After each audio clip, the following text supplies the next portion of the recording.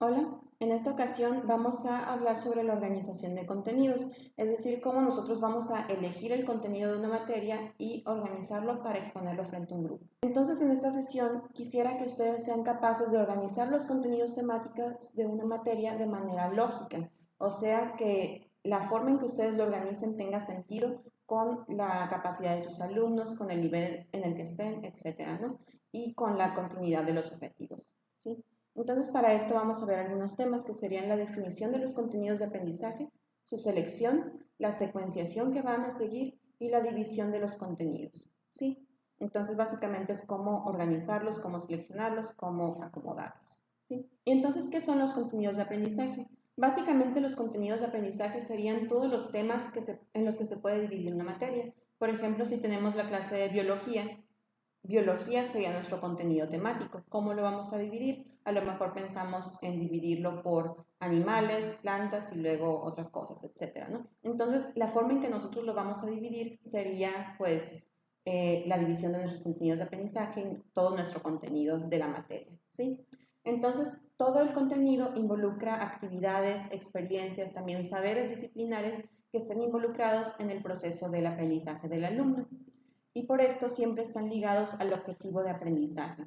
O sea, si nuestro objetivo es que el alumno identifique los elementos del desarrollo comunitario, nuestro tema, nuestro contenido temático tiene que ser coherente con eso.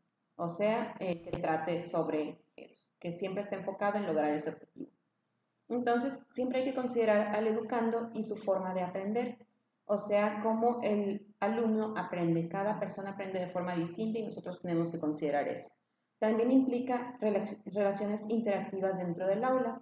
O sea, que nosotros como maestros seamos capaces de dialogar, seamos capaces de interactuar, de guiar al estudiante.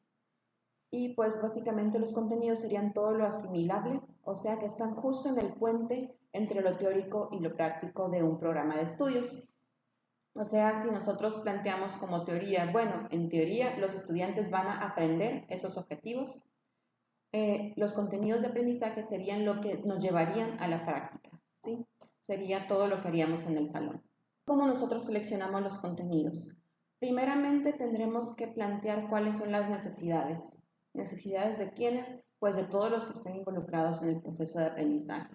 Principalmente las necesidades del alumno, pero también las necesidades de nuestro contexto y las necesidades de la institución.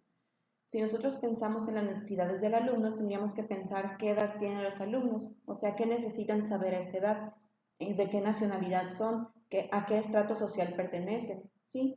También las necesidades del contexto, o sea, nuestro contexto social, económico, cultural, político, cuáles son las necesidades de nuestro país, o las necesidades de nuestra localidad, etcétera, ¿no?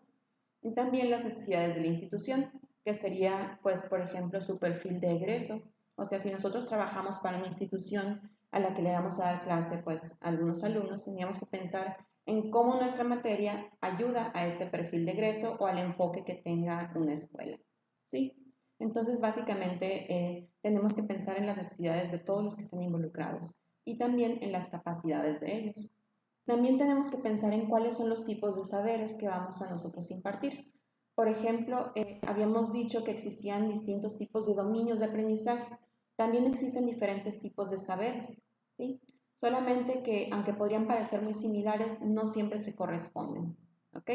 Existen tres tipos de saberes que serían el conceptual, el actitudinal y el procedimental. El conceptual sería cuando los alumnos aprenden, saben conceptos, o sea, simplemente saben, ¿sí? Aquí podríamos pensar en a lo mejor todas las definiciones, todas las fechas, son conceptos más que nada que se tienen que comprender y no tenemos que hacer algo con ellos necesariamente. Este sería un saber conceptual. Luego los actitudinales tendrían que ser, por ejemplo, saber ser, o sea, que el estudiante sea capaz de actuar frente a una situación de una determinada manera. Por ejemplo, que actúe frente a una situación de manera ética o que sea respetuoso ante ciertas personas, que sepa ser, ¿sí? El procedimental sería que sepa hacer, o sea, que tenga el conocimiento, tenga la actitud y sepa hacer algo con ellos, ¿sí?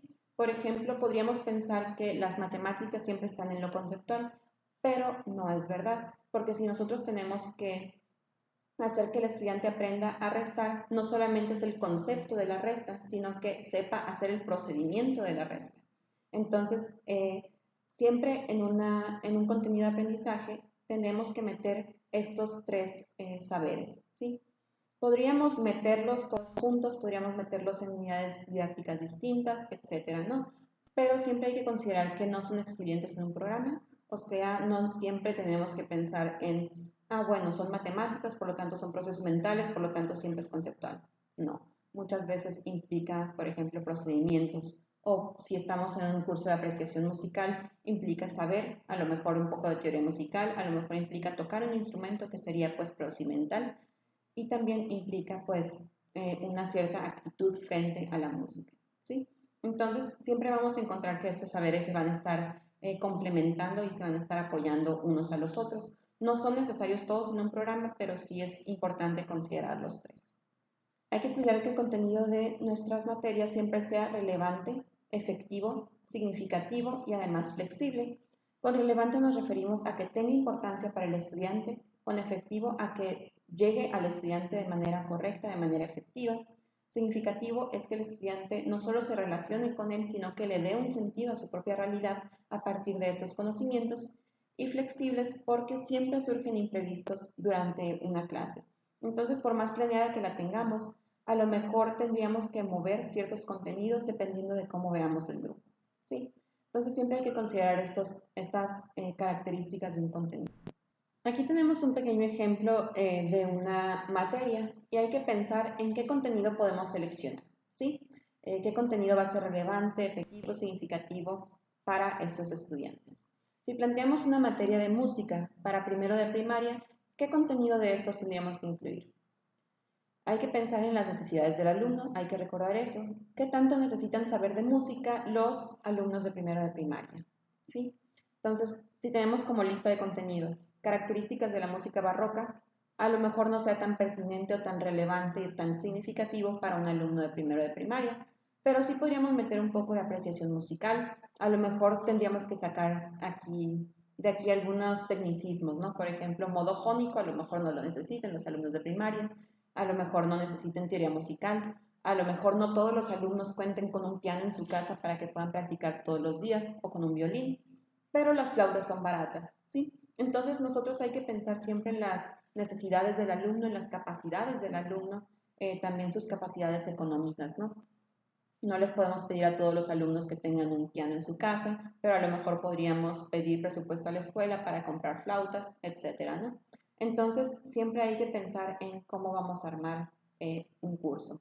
Recordemos que todos los cursos van a ser diferentes y siempre va a depender de la aproximación que quiera tener el maestro, ¿sí? Entonces hay que ser cuidadosos con la selección de los contenidos y no meter cosas tan complejas o tan, pues, técnicas para ciertos alumnos.